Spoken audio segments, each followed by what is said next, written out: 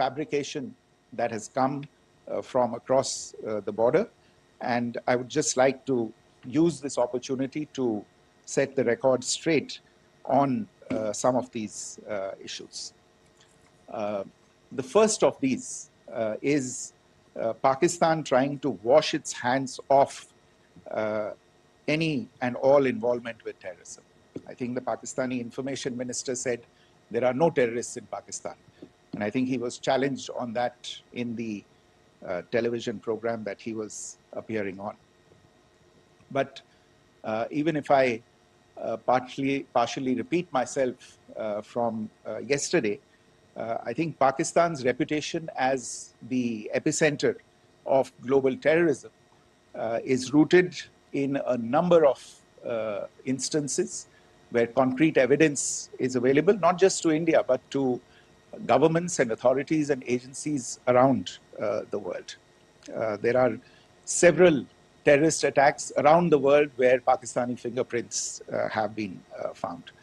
A martyr. Pakistan has also for decades pursued cross-border terrorism into India with impunity. And as I said yesterday, all attack in Pahalgam, Pakistan is concerned. In fact, in the pursuit of justice for the Mumbai in 2008, in Pathankot in 2016, the perpetrators of these attacks who we are looking for and obstruct the path of the claim that only civilians were killed in the sense to all of you. This is a question that is odd, that the funerals of civilians are carried out with the coffins being draped in Pakistani flags and corded. As far as we are concerned, the individuals eliminated at these facilities were terrorists. Giving terrorist state funerals may be a practice in Pakistan. Doesn't seem to make much sense to us. Pakistan has also claimed that false again. I have made it clear that is misusing religious sites as a cover to, in fact, terrorists attack. And we know that at least 3 individuals were killed in that particular attack. Pakistan is also making attempts to, in fact, just to community killed, and 59 others have been injured in the attacks by Pakistan. Pakistan is also making attempts as part of its disinformation campaign to paint our action with regard to cross-border terrorism through the communal angle. If that is 16 April, in the Pahalgam attack itself, you are aware of there is a linkage between these two events. I can only say that these nefarious designs will not be allowed to succeed in India. And it is to be noted that people from all faiths, all religions, all regions in India are restrained. It was directed towards non-civilian, non-military targets and confined to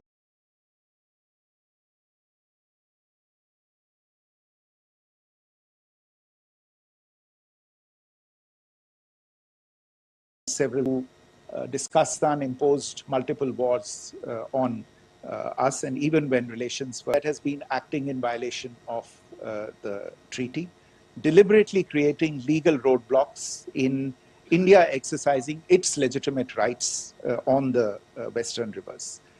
Any projects that India sought to build on the Eastern rivers, and even on the Western rivers, which we are allowed to by the treaty, were always challenged by Pakistan, thereby hampering our rights to utilize our legitimate and friendship. ये भारत का धैर्य और भारत की सहनशीलता है जो 65 साल से हम इतनी प्रोवोकेशन के बावजूद इस ट्रीटी को निभा रहे हैं. However, as has been made clear, enter into negotiation. Therefore, India has taken the step of putting the treaty in abeyance until Pakistan abjures. Maybe I'll stop there.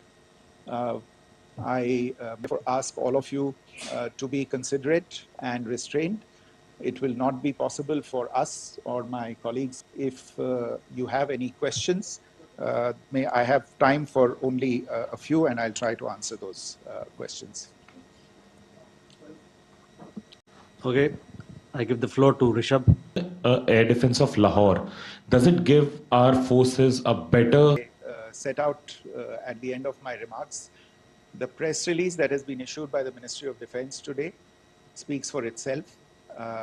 It is related to operational matters. It's been released by the Ministry of Defense.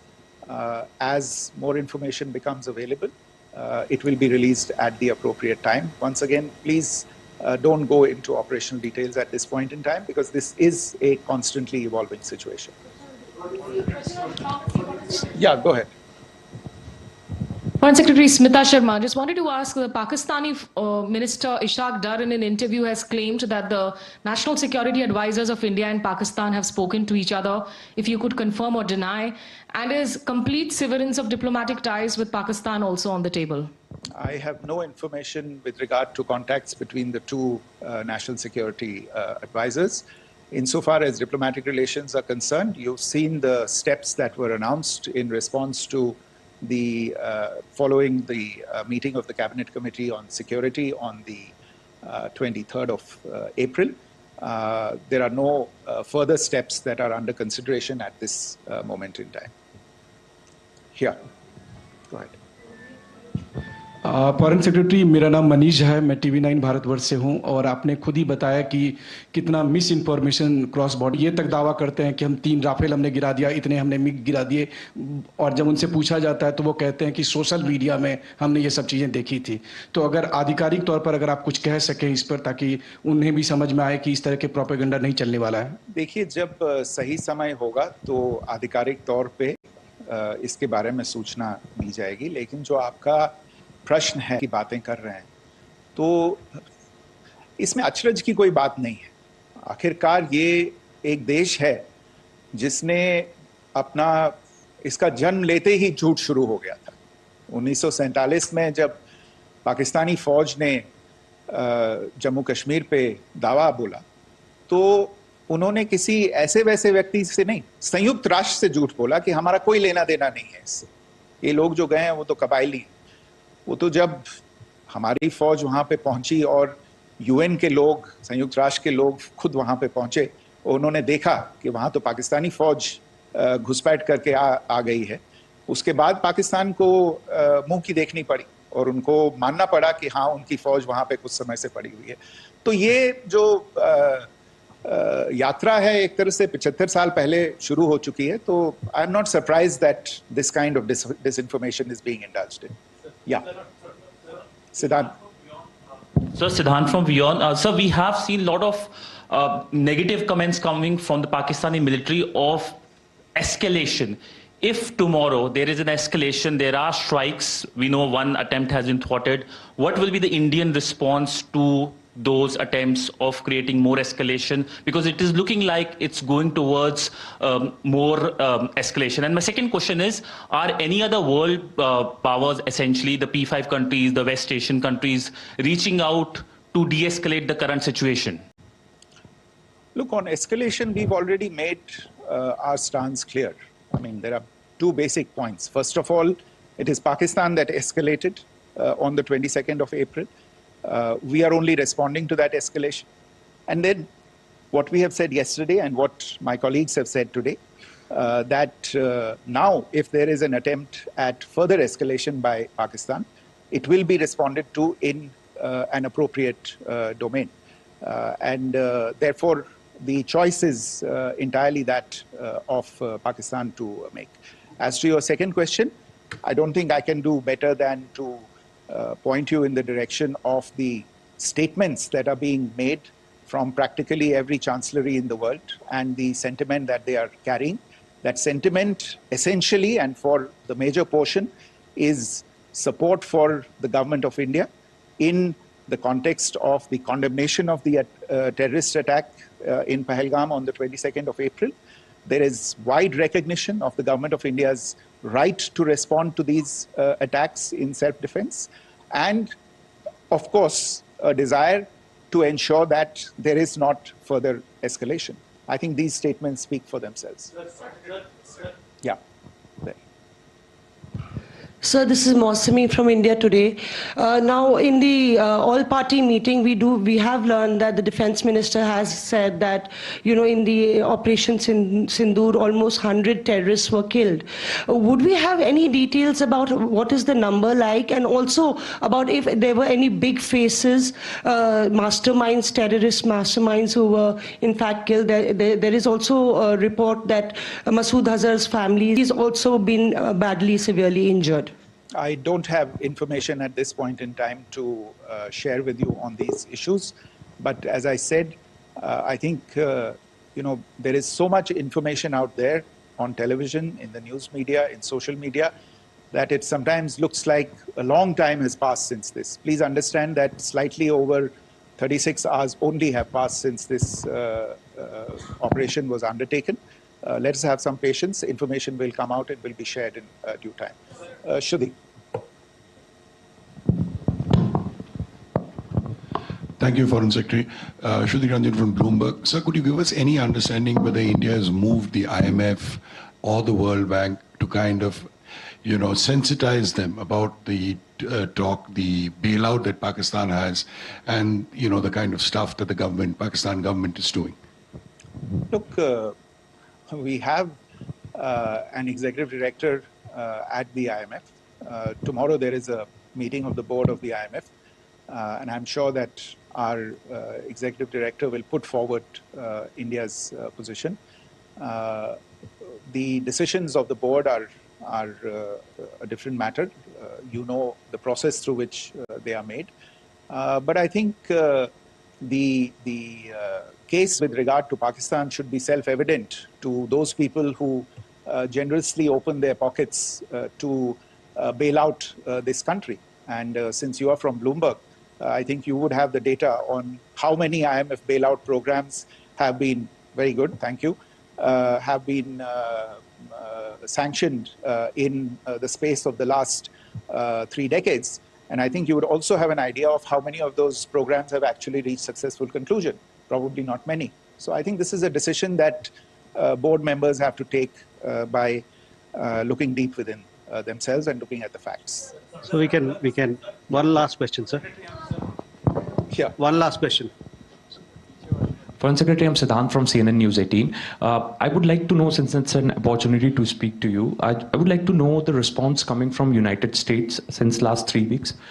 Saudi Arabia, Qatar. In fact, Prime Minister Modi spoke to Qatar before the strikes that evening. Perhaps how do you read the support coming from these countries? Perhaps traditionally they were seen on the other side. This time around, their statements are strong-worded. In fact, India-Saudi joint statement also had a very strong condemnation, strong-worded condemnation. United States at all level have condemned the attack and have extended support. In fact, Saudi Deputy Foreign Minister is in India. He just met EMS Jaishankar. Also, if you could shed some light on his visit, his meeting with EMS Jaishankar. In fact, we have also been told that he met Prime Minister Modi. Thank you. Look, all the countries that you named and many others, we have been in touch with them. The Prime Minister has spoken to a large number of world leaders. A large number of world leaders have called him, as have called the External Affairs Minister. As we speak, there are conversations going on today as well with world leaders. And your assessment or conclusion of the general tenor of these messages is very much on point. And I think this is a recognition of the fact, firstly, of the barbaric nature, the unprecedented nature and character and features of the attack in Pahalgam, and a recognition of India's right to respond to this. and also a recognition of the fact that in responding, we have been nothing but responsible and have done so in a restrained, in a measured, and in a non-escalatory manner. I think that counts for something. People have taken that into account, and that is what is explaining the kinds of reactions that we are seeing. And we appreciate the sentiments and the statements that have been made by the vast majority of world leaders.